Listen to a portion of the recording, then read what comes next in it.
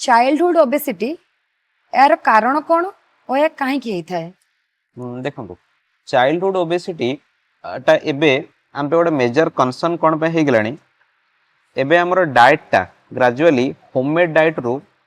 Replace होगी oily processed foods को convert हो गलानी। आपण देखुते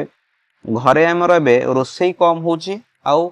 ऑनलाइन ऑर्डर बेसी होची। ये जो खाद्य पदार्थ गुड़ाक आपणकर ऑयल फैट सुगर अधिक थाए नॉर्मल रिक्वायरमेंट रू बहुत अधिक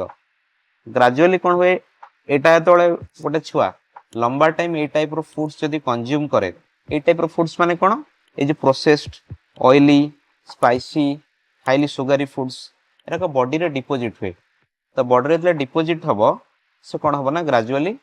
बॉडी रे फैट और कोलेस्ट्रॉल बढ़ेबो प्लस एडिशनली एबे छुआ मानकर सीडेंटरी लाइफस्टाइल हो गलानी फिजिकल एक्सरसाइज तंकर कमी गलानी